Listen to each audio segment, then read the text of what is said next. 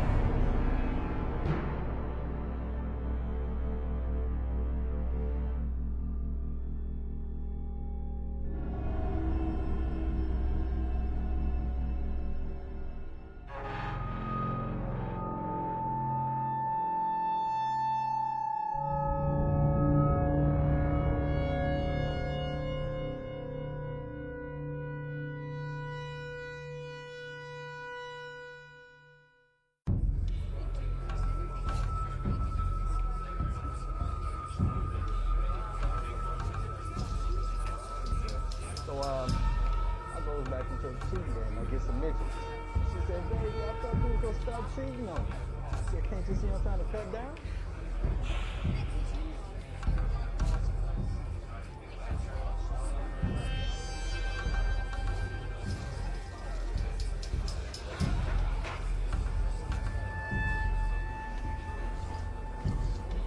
Hey, when I make my entrance tonight, give me a big blast, drums rolling, lights flashing, something big.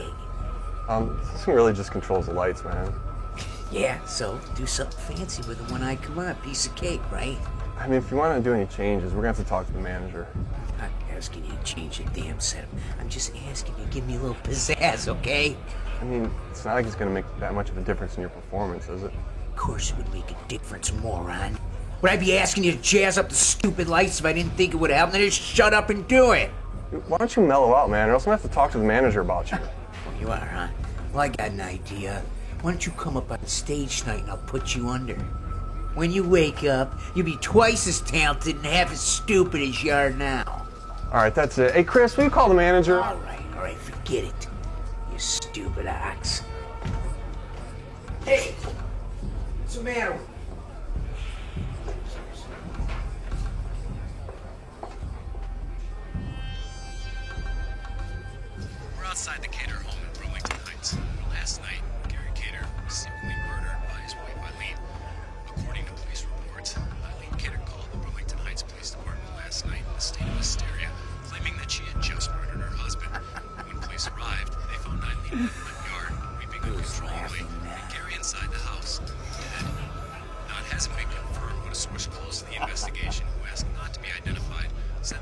Gary Cater lying in a pool of blood, in bed, decapitated.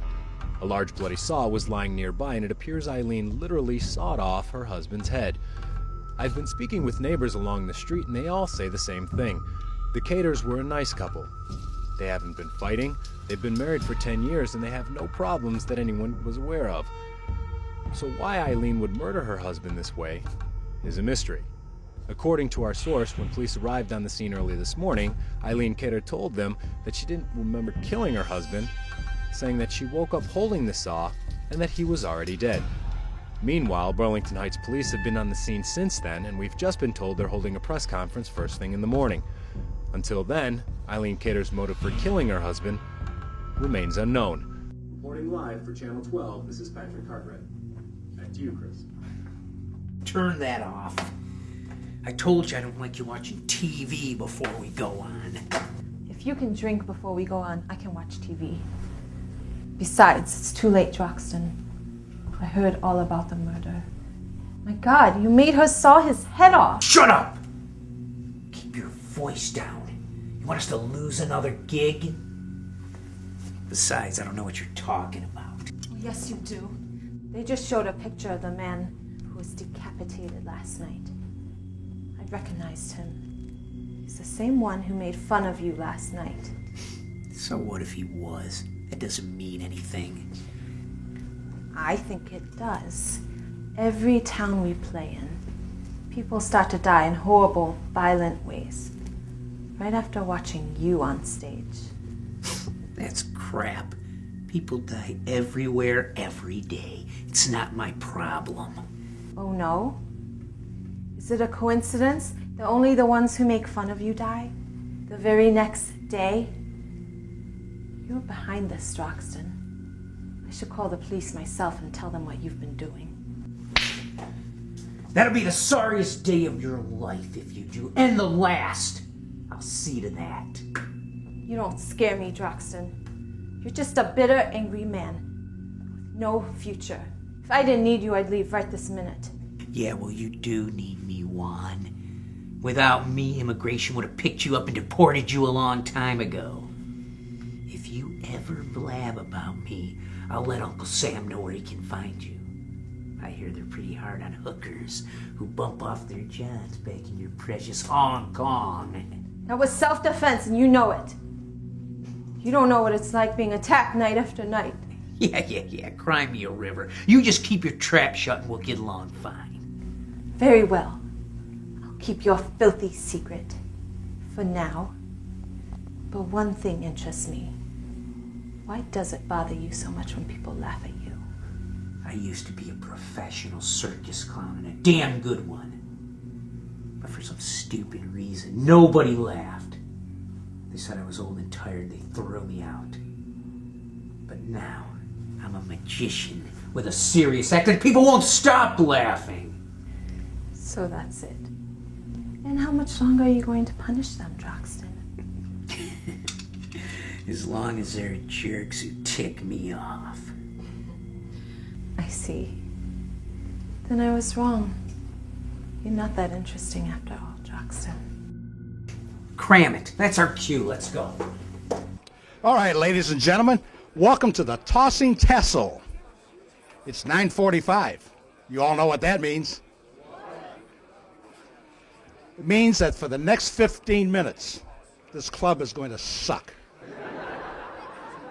Our next act is that legend, that giant among men, the world-famous Mesmerized, whose name is a household word on 7 continents. Drexton the Magnificent. Drexton the Magnificent. Actually, he's a pretty good hypnotist. He got us to sign him for a week, didn't he? It costs us an awful lot. Not because of his salary, but because of the money we lose when he's on stage. Of course, there is one good thing about him, and that's his assistant. So let's bring her on out. Here's Juan.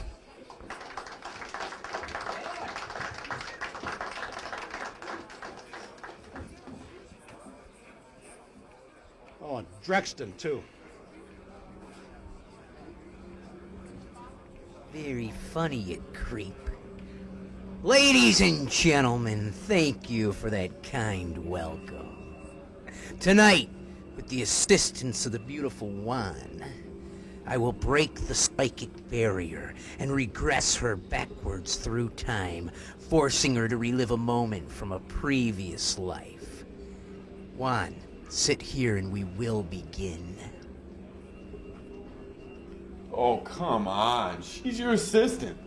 Like we're gonna believe anything she says. You guys rehearsed it. We did not! Ladies and gentlemen, I have the power to take her out of this world and into another. Shut up over there for a moment and you'll see for yourself. Man, you're a joke. You think we are too? Regress one of us if you're so damn hot. Yeah, regress us to back before you came on stage because we were having a blast then. Oh, you were, huh? Well, maybe what you losers need is a demonstration of my power. A demonstration of your power? What's that, you on a Thigh Master machine?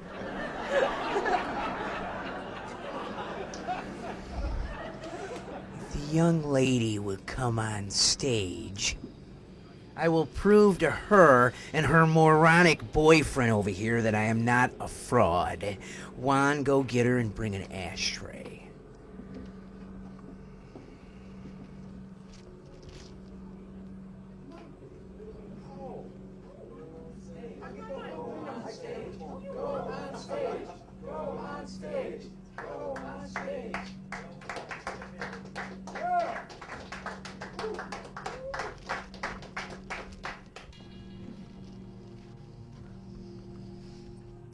I have a power possessed by very few men. When you look into my eyes, you will feel that power forcing its way into your mind. Look into my eyes! It is very important that you do what I tell you. Your safety and even your life may depend on it. You need me to protect you. You will only be safe. You will only live by listening to me and doing what I say. Do you understand? Yes. Good. Do you like sweets? Yes. Fine. Then we'll get some from Juan. Hold out your arm. I'm going to give you some delicious candy in a moment, but before you can eat it, you'll have to break it up into tiny bite-sized pieces. Do you understand? Yes. Good. Juan, give me the shot glass.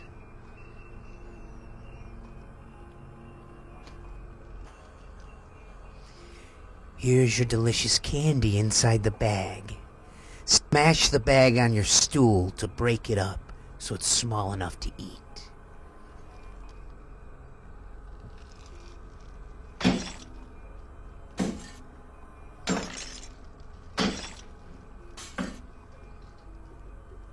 Good. Now it's small enough to eat. Open the bag.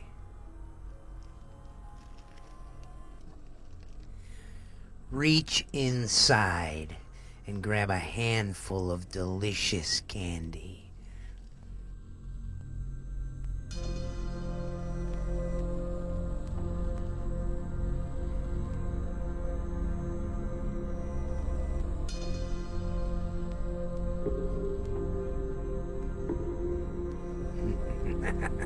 Wonderful. You're doing so well. Now, let's have a nice big bite of crunchy, tasty candy.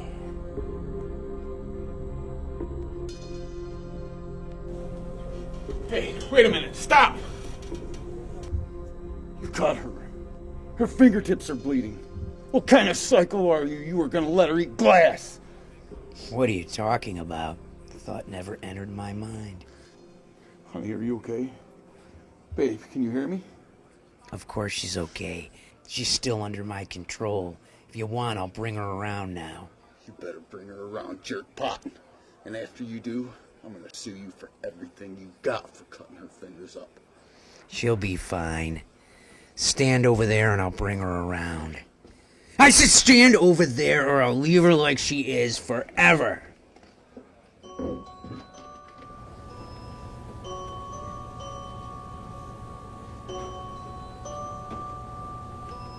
I snap my fingers, you will awake feeling refreshed and relaxed. You'll feel no pain in your fingers, but you will remember what I've told you. You're awake. Wake up. Babe, are you okay?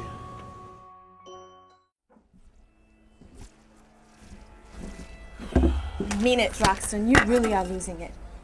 What would have happened if he hadn't stopped her?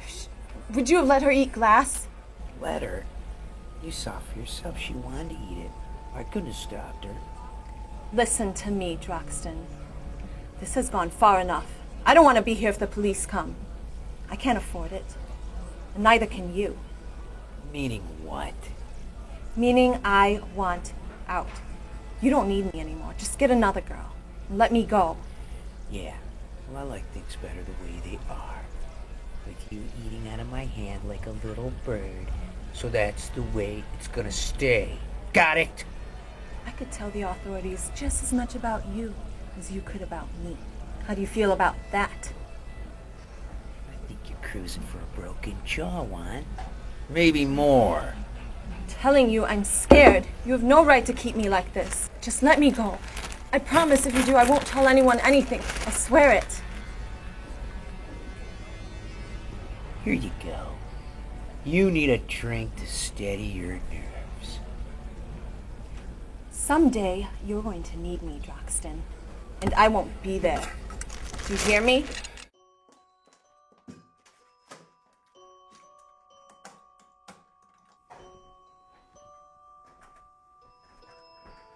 Where's your boss? I want to talk to him about that glass shard thing. It almost cost me my club. He's out there, draining another bottle. He's not my boss. Not anymore. You're leaving him? Really? I should have left him a long time ago. He's a psycho. He should be behind bars if you ask me. No argument here. But what are you going to do? I don't know. But I can't stand that animal anymore. I have to get away. Well, honey, you don't have to leave to get away from him. He's finished tonight. If it's all right with you, you can stay on here and work for me. Can you dance? I can dance. But getting rid of that monster won't be so easy. Droxton. I'm not afraid of him. His name's not Droxton. It's Gus Evans. He used to be a clown and he killed someone. They put him in an asylum, but he escaped. That's how we met. We are both hiding from the past.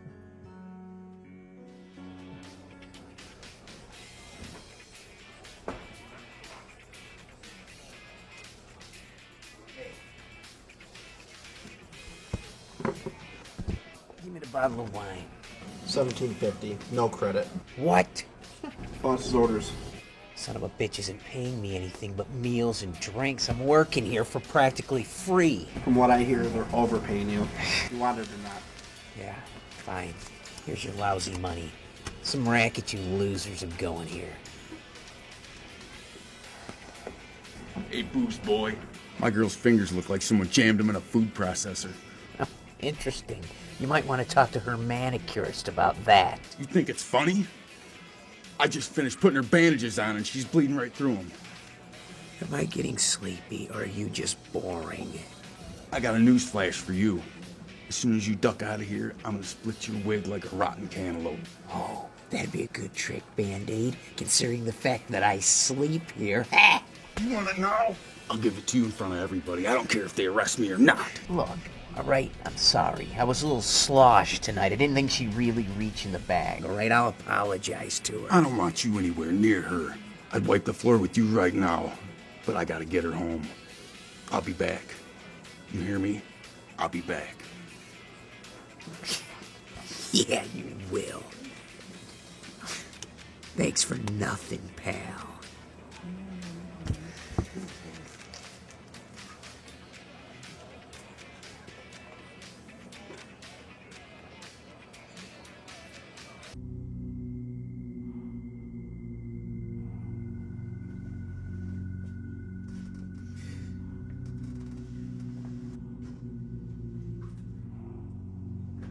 What the hell are you trying to do, Drexton?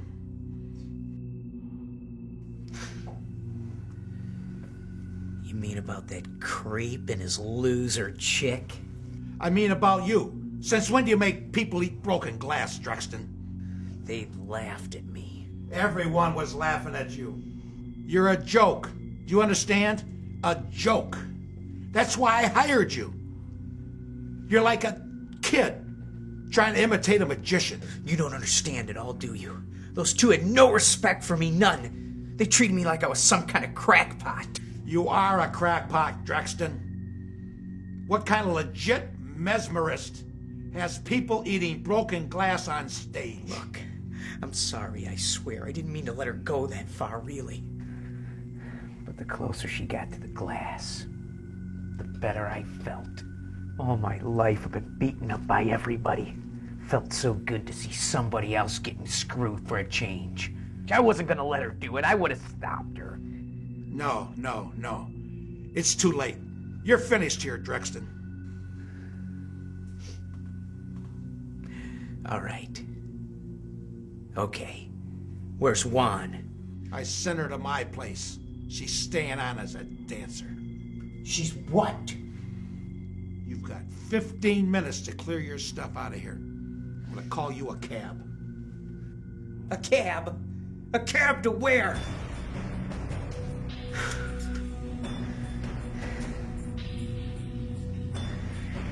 Lousy bitch. If she doesn't keep her trap shut, I'll kill her. Some gratitude. That's what you get for taking a flea bag tramp off the streets and giving her a shot at the big time. Well, here's to you, Juan. I hope your boobs fall off.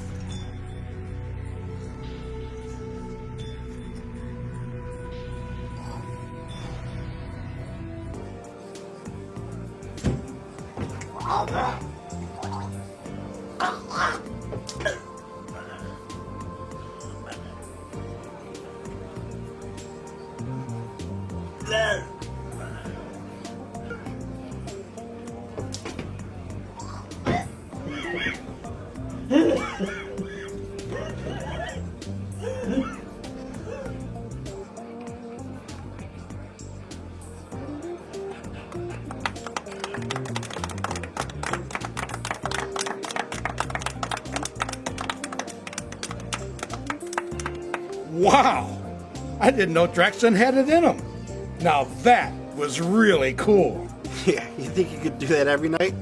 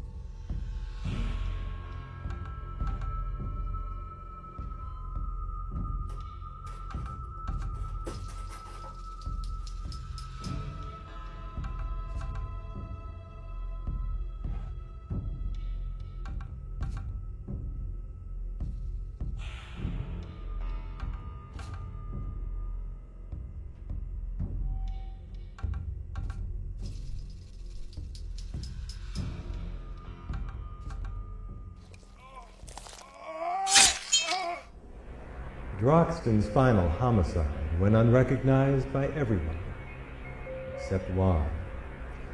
With his final moments on stage, he at last left his audience mesmerized. We hope you've enjoyed tonight's story. Relive the fear every week at the same time. And join us again next month for an all-new episode of The Midnight Hour.